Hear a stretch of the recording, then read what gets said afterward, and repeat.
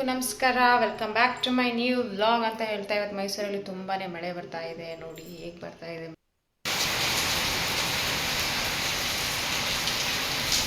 ಇದ್ರಲ್ವಾ ಮಳೆ ಹೇಗೆ ಬರ್ತಾ ಇದೆ ಮೈಸೂರಲ್ಲಿ ಅಂತ.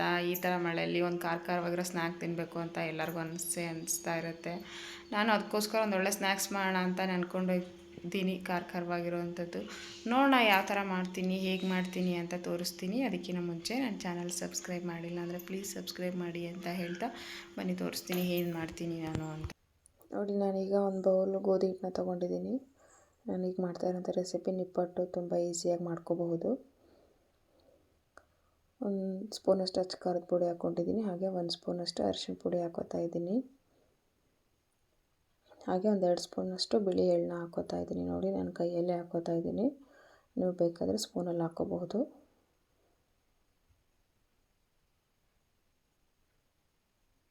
ಹಾಗೆ ಒಂದು ಸಣ್ಣದಾಗಿ ಹೆಚ್ಚಿಟ್ಕೊಂಡಿರುವಂಥ ಹಸಿಮೆಣಸಿಕಾಯಿ ಹಾಕೋತಾ ಇದ್ದೀನಿ. ಖಾರ ಸ್ವಲ್ಪ ಜಾಸ್ತಿ ಇರಲಿ ಅಂತ ನೀವು ನೋಡಿಕೊಂಡು ಹಾಕ್ಕೊಳ್ಳಿ.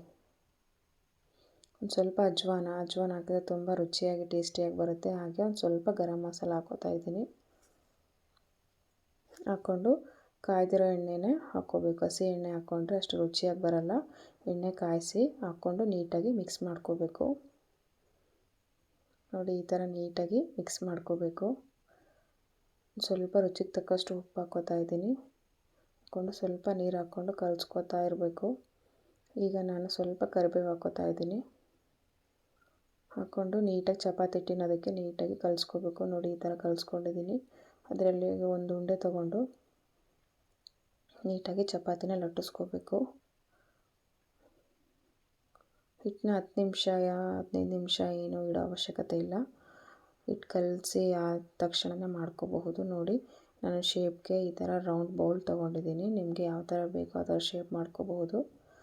ನಾನು ನಿಪ್ಪಟ್ಟು ಮಾಡ್ತಾ ಇರೋದ್ರಿಂದ ಇದೇ ಥರನೇ ಶೇಪ್ ತೊಗೊಂಡಿದ್ದೀನಿ.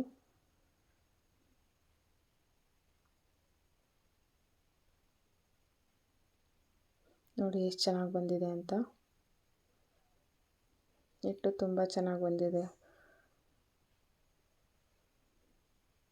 ಎಲ್ಲ ಉಳಿದಿರೋ ಹಿಟ್ಟನ್ನು ಇದೇ ಥರನೇ ರೆಡಿ ಮಾಡಿಕೊಂಡು ನಾನು ಕಾದಿರೋ ಎಣ್ಣೆಯಲ್ಲಿ ಈಗ ಡಿಪ್ ಮಾಡ್ತಾಯಿದ್ದೀನಿ. ನೋಡಿ, 2 ಕಡೆ ನೀಟಾಗಿ ಫ್ರೈ ಮಾಡ್ಕೋಬೇಕು.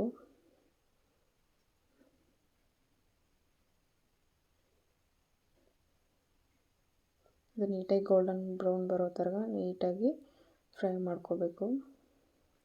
ನೋಡಿ, ಈ ಥರ ಹಾಕಬೇಕು ಕಲರು. ನೋಡಿ, ಈಗ ರೆಡಿಯಾಗಿದೆ ನಿಪ್ಪಟ್ಟು. ತುಂಬ ಕ್ರಿಸ್ಪಿಯಾಗಿ ಹೇಗೆ ಬಂದಿದೆ ಅಂತ. ತಿನ್ನಬೇಕು ಅನಿಸುತ್ತೆ. ಇನ್ನು ತುಂಬ ಚೆನ್ನಾಗಿ ಬಂದಿದೆ ನಿಪ್ಪಟ್ಟು. ನೋಡೋಣ, ಕಾಫಿನೂ ರೆಡಿಯಾಗಿದೆ.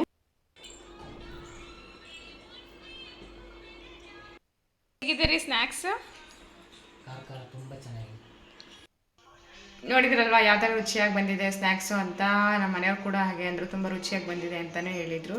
ನನಗೂ ಕೂಡ ತುಂಬ ಖುಷಿ ಆಯಿತು. ನಿಮಗೂ ಇದೇ ಥರ ರುಚಿಯಾಗಿ ಸ್ನ್ಯಾಕ್ಸ್ ಮಾಡ್ಕೋಬೇಕಂದ್ರೆ ಒಮ್ಮೆ ಟ್ರೈ ಮಾಡಿ ನೋಡಿ, ತುಂಬ ಚೆನ್ನಾಗಿರುತ್ತೆ. ಹಾಗೆ ನಾನು ವ್ಲಾಗ್ನ ಮುಗಿಸ್ತಾ ಇದ್ದೀನಿ. ಮತ್ತೆ ನೆಕ್ಸ್ಟ್ ವಿಡಿಯೋದಲ್ಲಿ ಸಿಗ್ತೀನಿ.